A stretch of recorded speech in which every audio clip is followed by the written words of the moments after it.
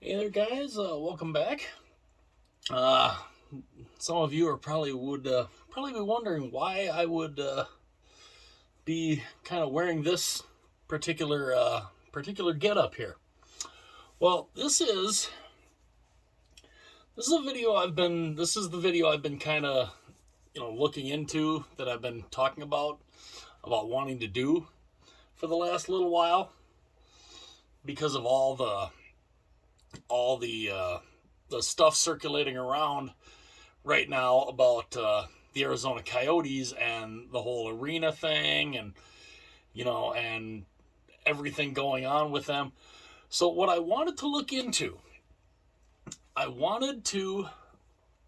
into and research the last couple of years in Winnipeg, going back to the last couple of years in Winnipeg, and go through the ownership of the team, starting off from the last few years in Winnipeg to their time through Arizona, and all the different owners that they've had, and the problems that has gone on.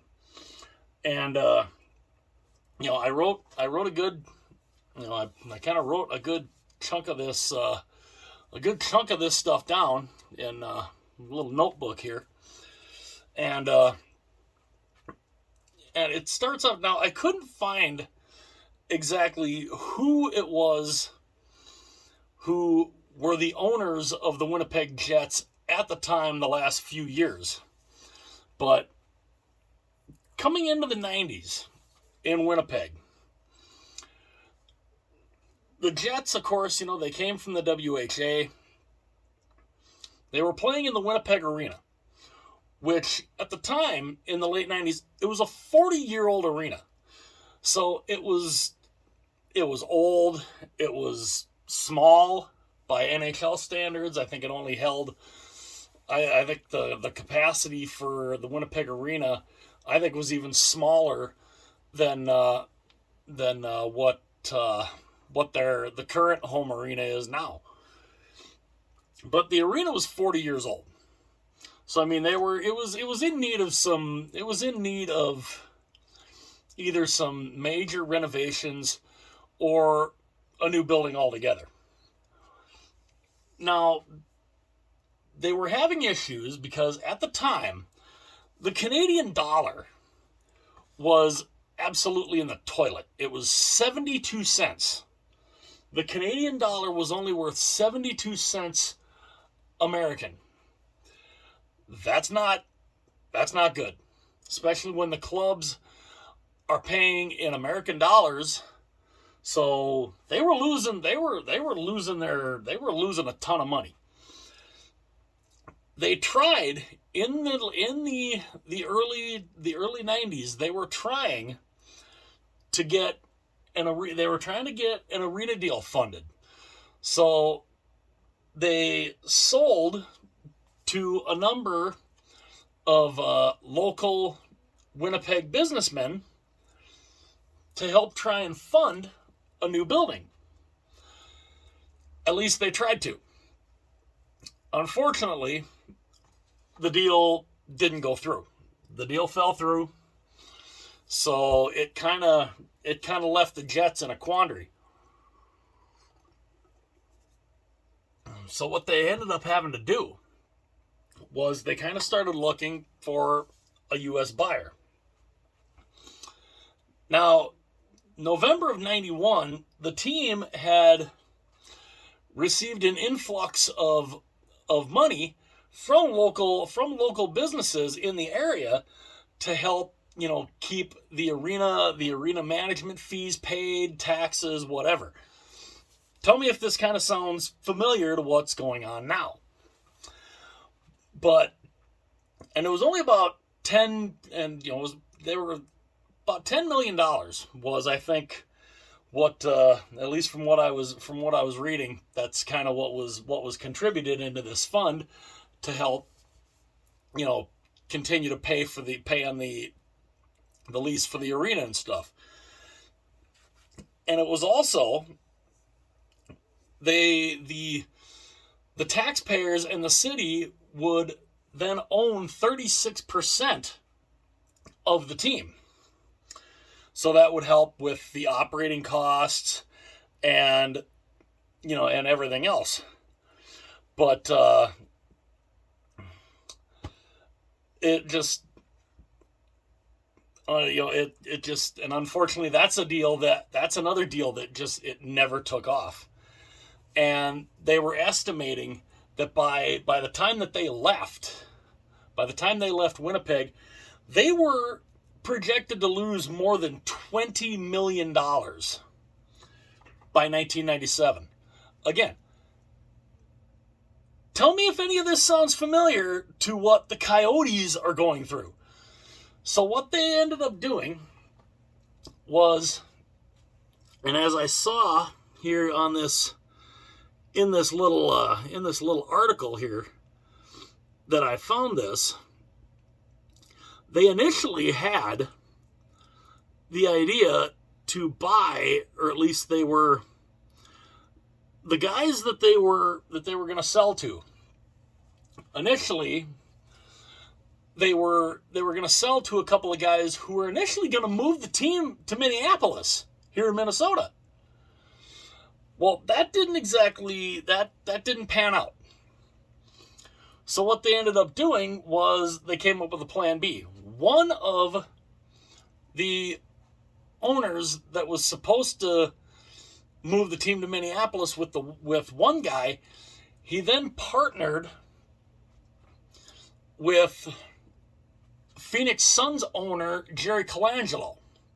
He was the Phoenix Suns owner at the time. And when that sale was made, that basically meant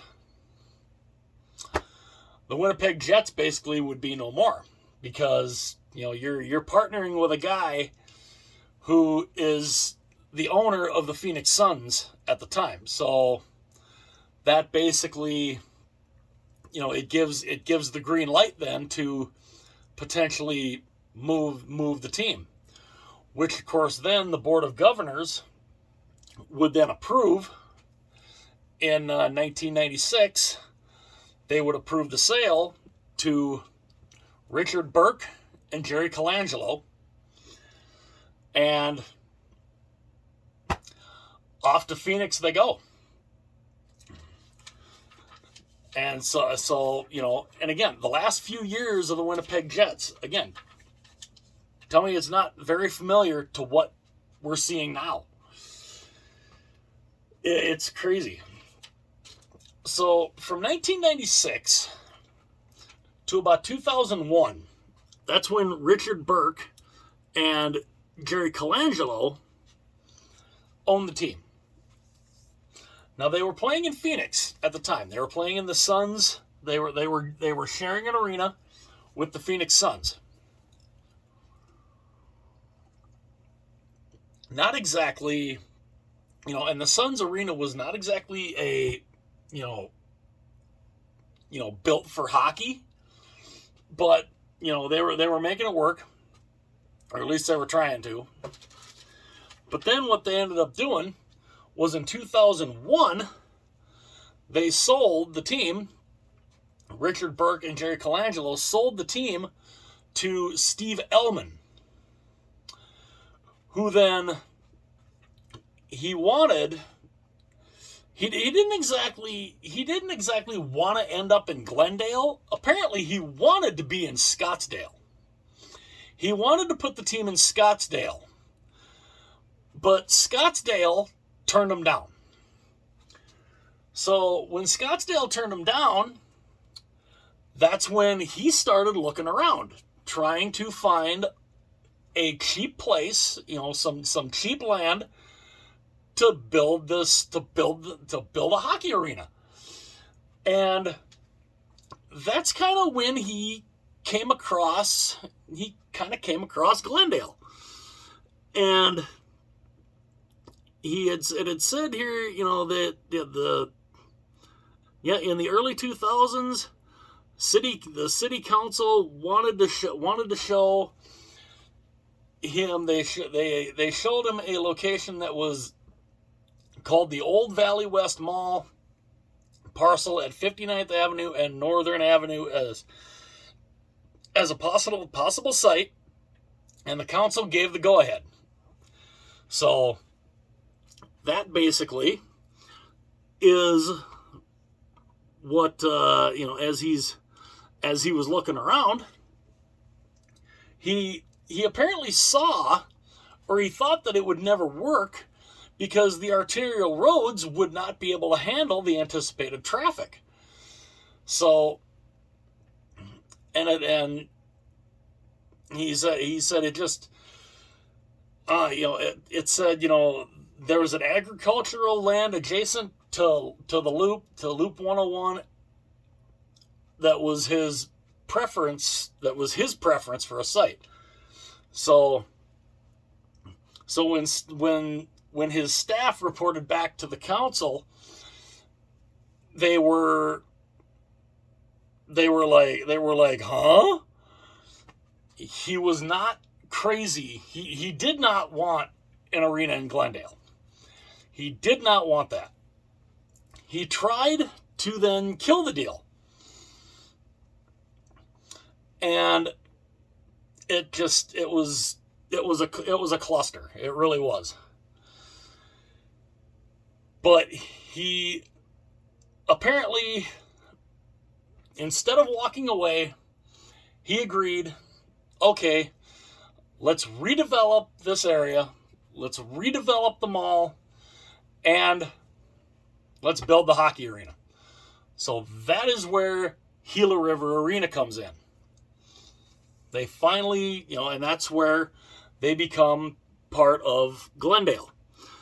Now, what ends up happening is he never engaged with Glendale, which was weird, which obviously was kind of weird.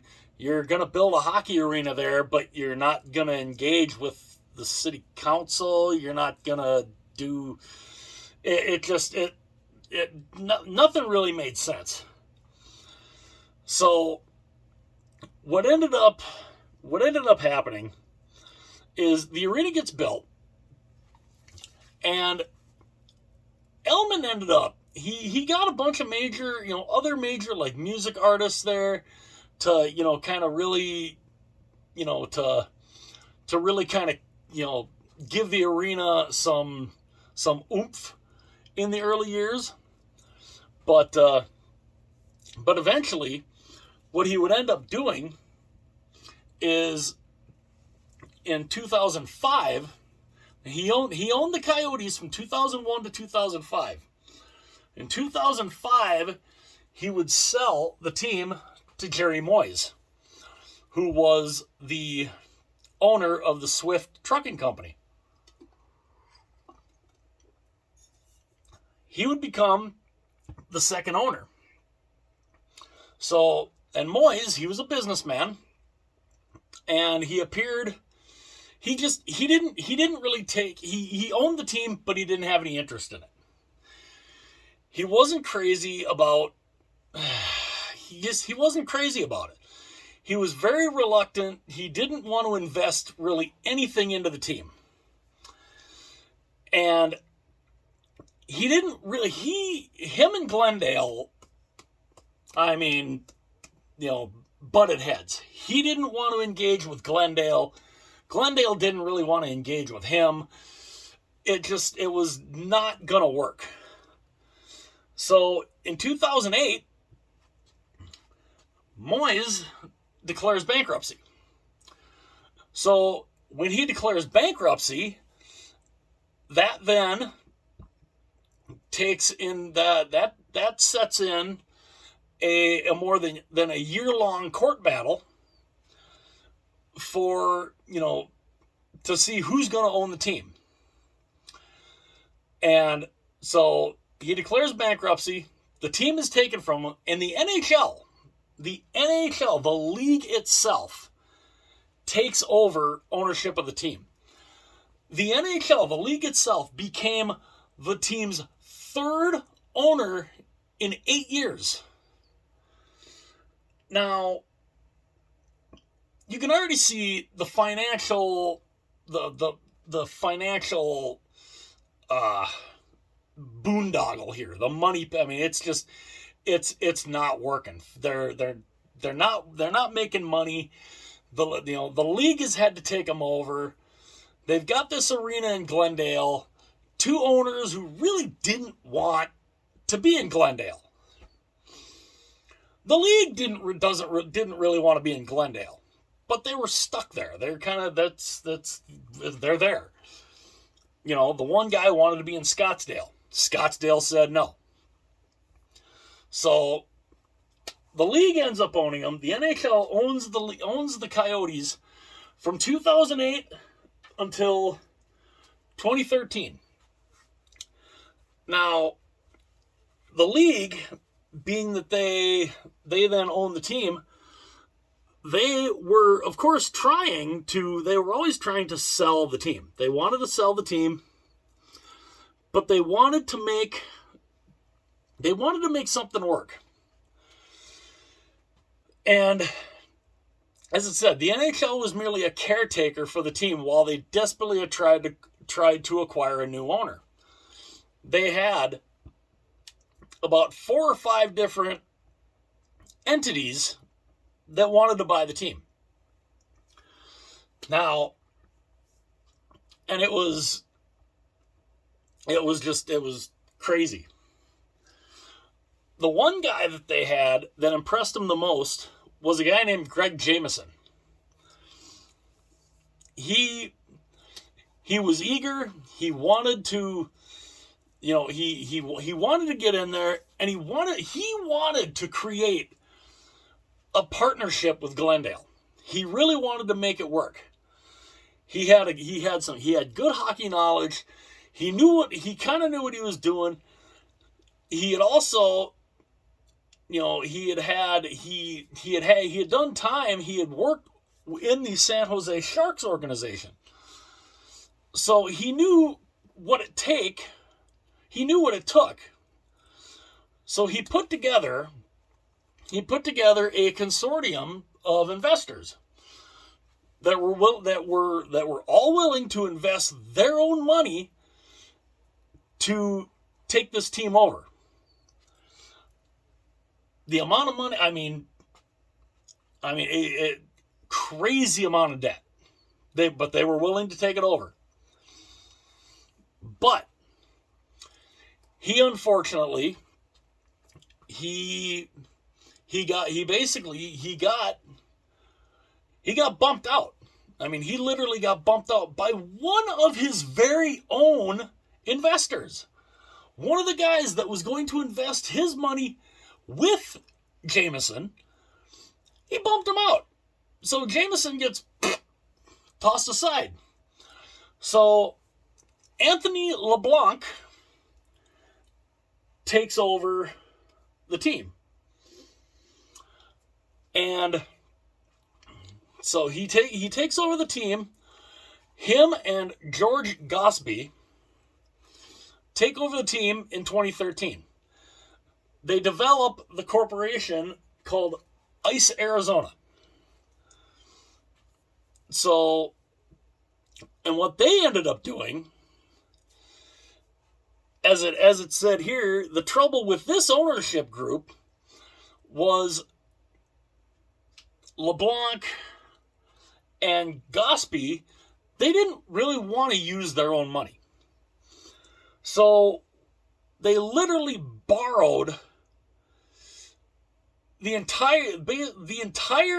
basically nearly almost the entire purchase price for the team from various places. And they even got a loan, a $70 million loan from the National Hockey League to take this team over. It was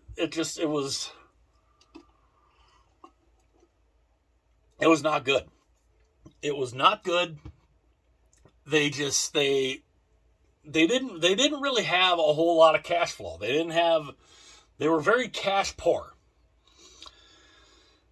And as a few people said, and a few people, they looked at it and they're like, well, these guys don't really, really want to own this team. This is just like a little play toy for them, just hey, here's a little toy to play with, like handing a little toy to a kid, and here, go play with this. That's basically what the Coyotes were to these guys. And they love the idea. They love the idea of owning a team. But they weren't very savvy about it. And again, they weren't really interested. They themselves, unlike Greg Jameson, who wanted to make something work in Glendale, these guys who bumped him out, they didn't care. They didn't really want to make a partnership with Glendale either. So what ended up happening then, because they owned the team from 2013 to 2016, well then Andrew Barroway comes forward. He was one of the original partners for Ice Arizona. So by 2016, he had acquired a majority interest in the team. So he basically became the fifth owner of the Arizona Coyotes. And apparently, he was like very elusive, because apparently the city council had never met this dude. No, the guy gets a controlling interest in the team. City council doesn't have a clue who the hell he is. Nobody really seems to know who the hell is this guy. It was very weird. And so they didn't know, well, what's going on here, how. So again, here's a guy who comes in, nobody really knows who the heck he is. Again, no real partnership with Glendale is ever even looked at or talked about. And basically, he owned the team. He owned the team on paper, but he was never around. Nobody ever, hardly anybody ever saw him. Just, I don't know what the hell. Where's your owner? I don't know. Where's the owner of the team? Beats the hell out of me. So he owned the team up until 2019. And then, of course, the whole thing, the fight with the city of Glendale. I mean, the city of Glendale, the city council, the team, they're fighting. I mean, many, many battles over, the future of this team. And then Alex Mariuello comes in 2019. He's the current owner. And he is, he owns businesses in Vegas. He's a very wealthy businessman who has a lot of businesses in Vegas. And apparently what he does is he takes, he basically takes businesses that are losing money and turns them around into money makers. That's what he does. Even he can't seem to do that with this team. They lost upwards of $50 million. The Coyotes franchise, with him as the owner, lost almost $50 million in that first year. And then that's when all the stories start coming out. After a couple of years, the stories about the front office, the problems, the sexual harassment issues, just drafting a player that they swore they weren't going to take, but they did anyway. It it's just been it's been a gong show. It really has. But and now there's that fight going on. I mean, I've done a couple videos talking about that on the channel here, about the different issues, about the Katie Strang's article in the Athletic, and everything going on in the front office, and how not a lot of people really seem to like working for this guy. It's just, and then there's the stories of they're not paying the arena lease. They're behind months on the arena lease. They're more than $1.5 million behind on taxes and fees to the city of Glendale, where they're literally about to get locked out of their building. And so then they finally, as they're about to get locked out of their building, it's another video I did on the channel talking about that. They finally go, they pay their bills. They go and they pay the bills. They pay the rent. They get up to date on everything. This is after, by the way, the city of Glendale told them that after this season, the 2021-2022 season, after the season's over, June of 22, Glendale's like, you're out. You're done. We're not doing this anymore. They basically have said, we've had it. We've had enough. We're not doing this anymore with the Coyotes. We're not dealing with this. We can make more money using this arena for other things other than hockey. We can bring in concerts. We can bring in, monster trucks. We can bring in, whatever else.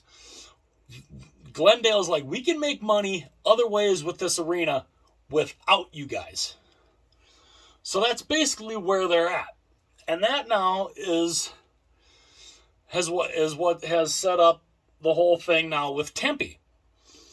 They put in a proposal for Tempe because they need a place to play. They're done in Gila River. Gila River and the city of Glendale has said enough is enough. We're done with you. So they need to get an arena. They need to get an arena deal. So they submit a proposal to the city of Tempe for a $1.7 billion arena.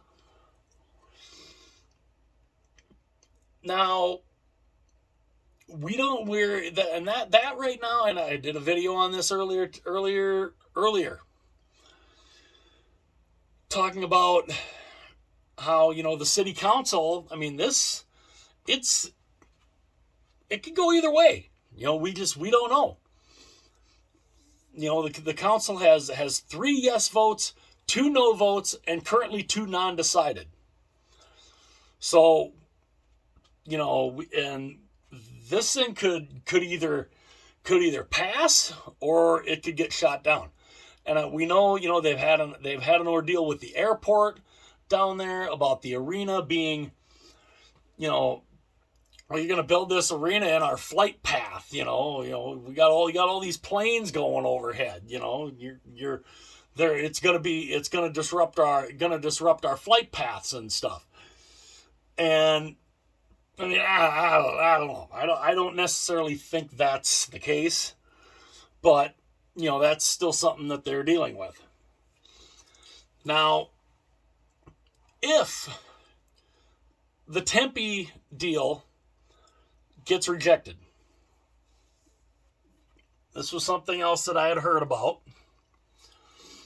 What they could do as a backup plan,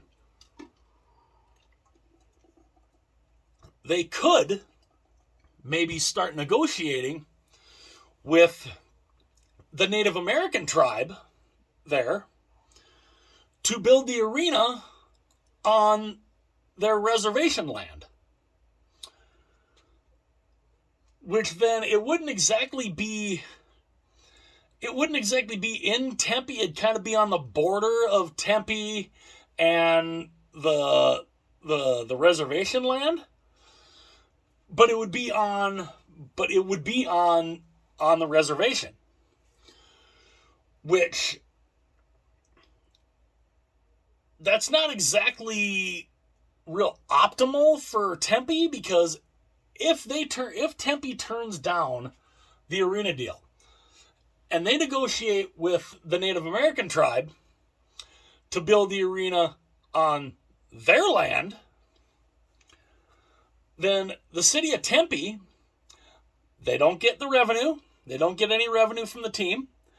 They don't get any tax revenue from the team. They don't get any fees. They don't get any of the parking fees. They don't get any of that. So that's going to be a very interesting sticking point to see exactly what is going to end up happening there. And of course, this stuff gets, it keeps developing, new things keep coming out, new angles,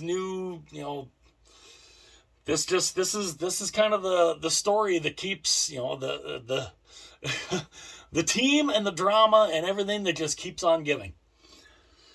But you look at everything that the Coyotes have gone through the entire time they've been in Arizona. They had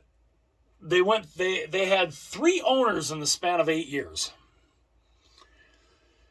They had one owner that basically just was like, okay, this is the guy that owns the team. Where's he at? I don't know.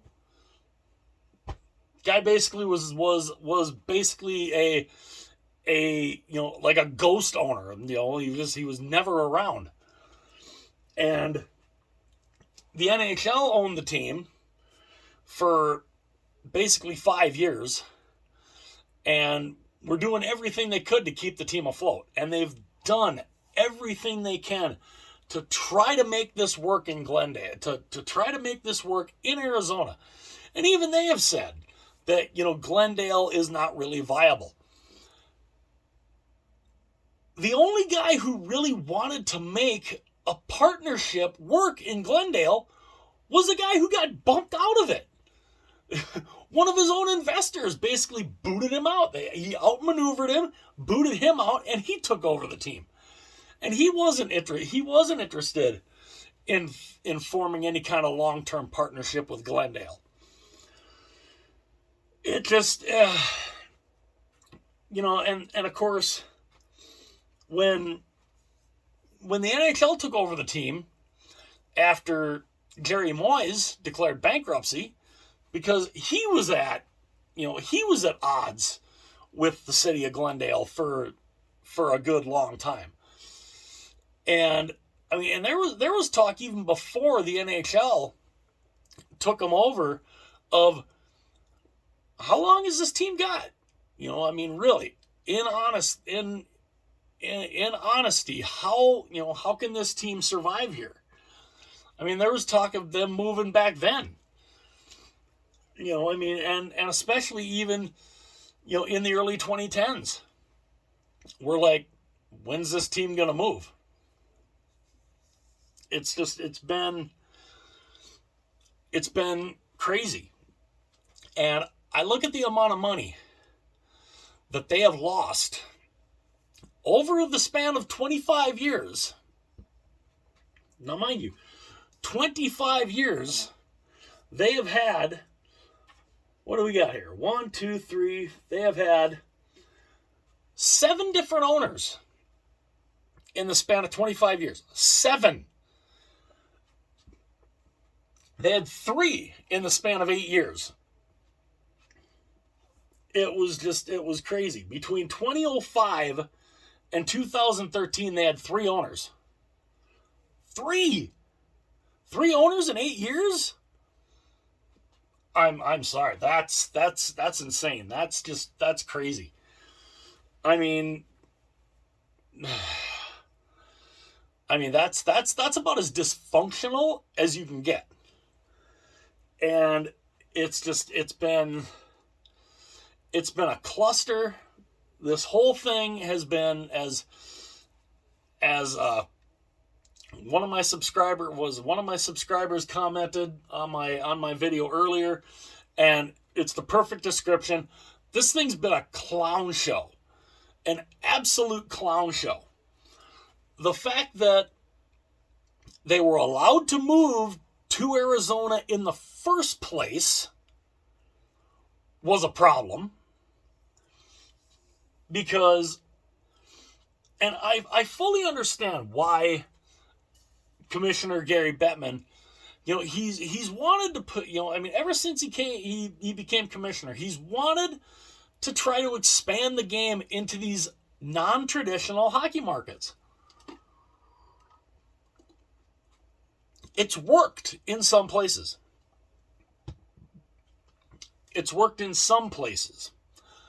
Not all. Nashville, it's worked. Carolina, shockingly, it actually has worked pretty well. Florida, it's worked in Florida. The Panthers and the Lightning, they're 2 very good teams. The Lightning, of course, they're trying to win their 3rd straight Stanley Cup. So, it's worked there. You've got 3 teams in California. These warm weather areas, a lot of it's worked. Nashville, Florida, California. But there's a couple places where it hasn't worked. It didn't work in Atlanta. Atlanta just, they got a second chance at a team. It didn't work. The team that was in Atlanta, they moved to Winnipeg. Now, oddly enough, one interesting twist about the Jets and Coyotes history, before the team was sold to Alex Mariuello, the ownership group that bought the Atlanta Thrashers and brought them up, they tried to buy the Coyotes. When I heard that, I thought, if there was any kind of story that could be any more perfect, when they always say you can't go home again, how cool would that have been? The Winnipeg Jets, they're moved from Winnipeg in 1996, the year I graduated high school. 1996-97 is their first year in Arizona. All those years of financial difficulty, financial strife, never making a profit, nothing. When True North Sports went and threw their hat in the ring to try and buy the Coyotes and bring them back to Winnipeg, I thought that would be an unbelievable feel-good story. It really would. The team, they were in Winnipeg, they moved to Arizona, and then to be able to go back to Winnipeg? Like I said, who said you can't go home again? Unfortunately, Commissioner Bettman, for whatever reason, has continued to say, no, we want to make it work in Arizona. So him and the Board of Governors basically shot down True North Sports' bid to buy the Coyotes, and that's when Alex Meruelo takes over. Now, granted, True North Sports, they did eventually get their team back, and now actually, let's see. When did True North try to buy the Coyotes? It was before they got the Atlanta Thrashers. So that actually probably would have been right in between the time the NHL owned them. So that would have been before Anthony LeBlanc. So, because the Winnipeg Jets have been back in Winnipeg since 2011. So it would have been probably 2009 or 2010 that True North Sports tried to buy the Coyotes back. I remember, and again, the year exactly is escaping me. If one of you guys knows the year that True North Sports initially tried to buy the Coyotes and bring them back to Winnipeg, let me know in the comments section. I'd love to hear that. I'm drawing a blank on exactly what year that was, but I know they got the Atlanta Thrashers and brought them to Winnipeg in 2011. I do remember that. It has been, and then of course ever since then it's been just a disaster. Just one disaster after another. Owner after owner after owner. Just an absolute abject failure. Over 25 years of just incompetence.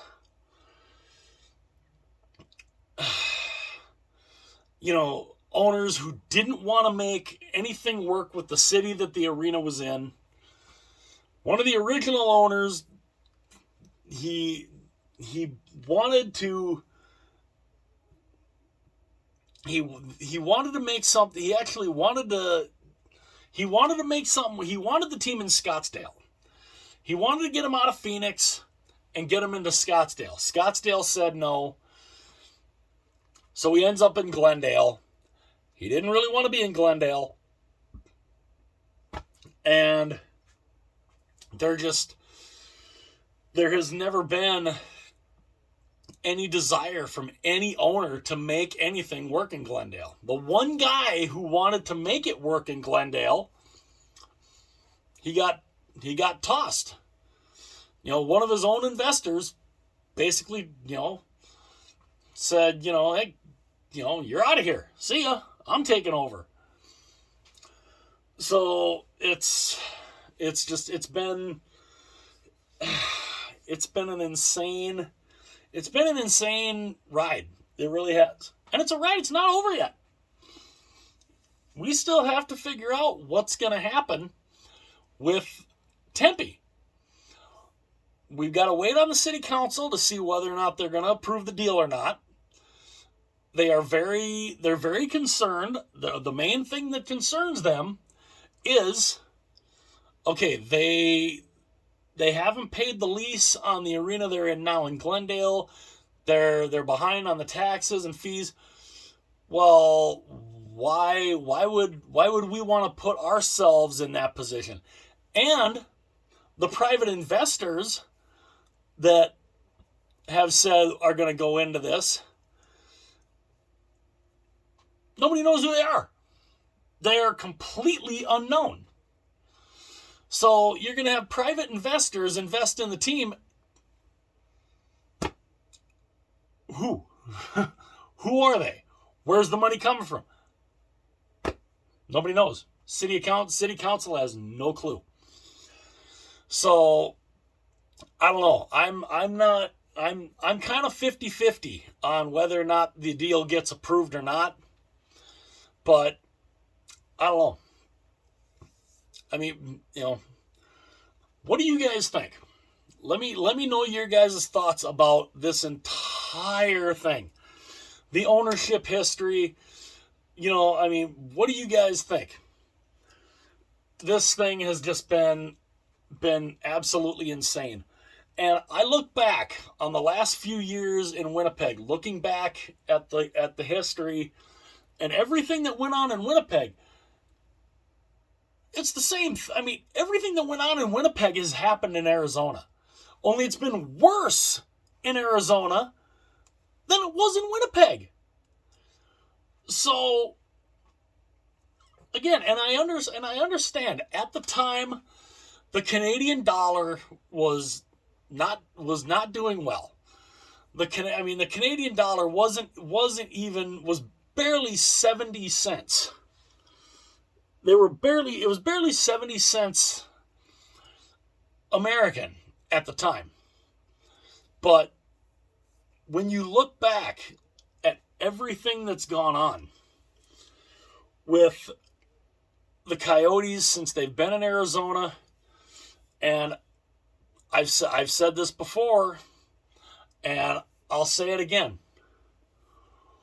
Would it have been that much worse if you would have kept them in Winnipeg? If you never move them to Arizona, you figure out a way. You figure out a way to either renovate the building or get a new arena built, whatever. They were still losing money. They were losing money up in Winnipeg. They still were. They might have lost money for a few more seasons. As they said, up until they moved, they were looking at potentially losing up to $20 million. $20 million. That's a lot of money. It's a lot of money. But look at how much money the Arizona Coyotes are losing every year. They're losing upwards of $50 million a year. Would it have been? How bad? They could have turned it around if they'd have stayed in Winnipeg. I believe, and it's just totally my opinion. I think they could have turned it around. If they would have stayed in Winnipeg, they could have turned that into a profitable team. It would have taken some time. It obviously would have taken some time, but I think they would have turned it into a profitable team. And, especially if you would have built a new arena. You had at the time, the last couple of years going in, you had Teemu Selanne you had Teemu Selanne, Alexei Zhamnov. You had a good young core that was there that was going to become pretty damn good. And it just, they ended up, Selanne, of course, ended up leaving for Anaheim. And,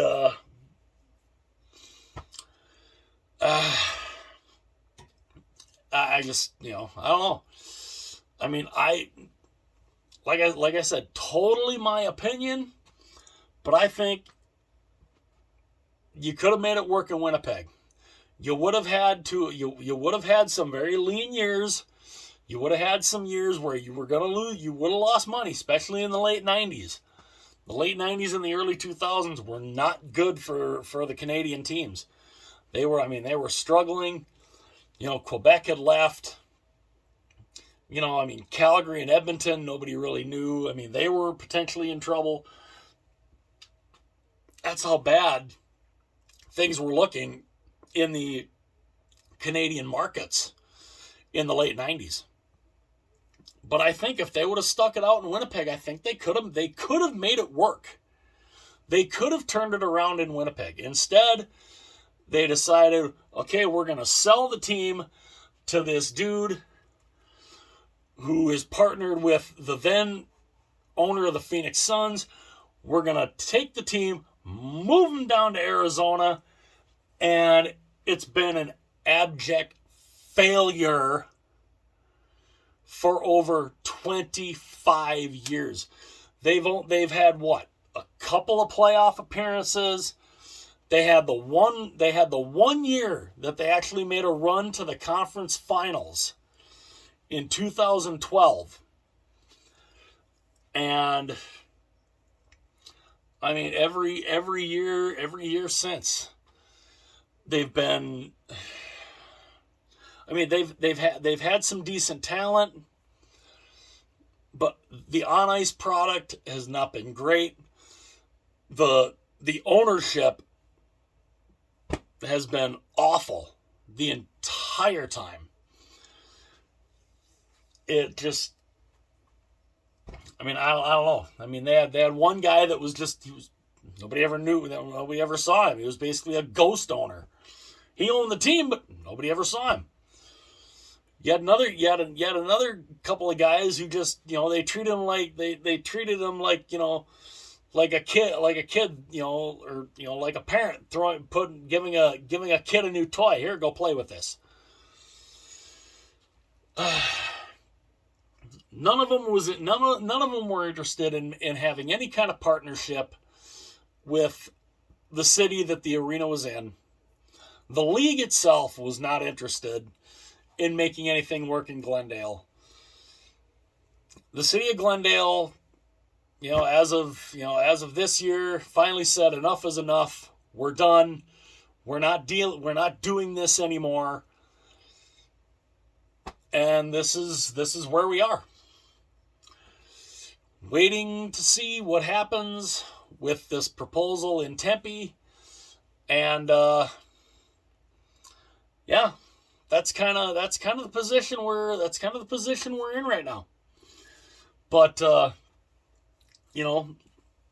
let me know what you guys think. Hopefully you guys are able to make it all the way through. I mean, I know this has been, I even said in one of the other videos that this is probably going to be a lengthy video because there's a lot of information here, a lot of stuff that I went and looked up and was trying to find, and a lot of different things coming together. So I mean, I apologize for this being so long, but I figured it probably was because there's a lot of information here, a lot of stuff to process through. So hopefully you guys are able to go from start to finish. Hopefully you guys are able to get all the way through it. And if you guys are able to, I can't thank you guys enough. And I thought this was a very interesting topic to look at. The crazy kind of nutty ownership history of the last few years of the Winnipeg Jets and the ownership history of the Arizona Coyotes. I thought it was interesting I thought it was an interesting topic to do. I definitely enjoyed doing it. And, once we hear more on, what happens with Tempe, I will obviously let you guys know what goes on with that. And again, hopefully you guys were able to make it all the way through. If you were able to, I will not be able to thank you guys enough. Again, I apologize for this being so lengthy, but there was a lot of stuff that I found, and I wanted to put it all out there for you guys. So I can't thank you guys enough for being here. Let me know in the comment section what you guys think. I would love to know what you guys think. Has this whole thing been a clown show, a gone show from day one? Yeah, I kind of do. I'd love to hear your guys' thoughts. And, you know, if there's anybody new that's out there, and even if this is the first video you guys see, if you guys are able to watch, if you guys are able to get all the way through it, hopefully you like it. If you like it, hit the hell out of that subscribe button. Subscribe, follow. I mean, I know it says subscribe, but, you know, follow also sounds pretty good too. So, you know, subscribe, follow, whatever. I would love to have you guys be a part of the channel. And, you know, this is the kind, and for anybody new, this is the kind of stuff I like talking about. You know, I talk about jerseys, I talk about hockey, you know, hockey news, you know, different hockey topics, just anything hockey related I can think of, I like talking about. And hopefully you guys enjoy that. So, again, I thank you guys so much for being here. Again, hopefully you were able to make it all the way through.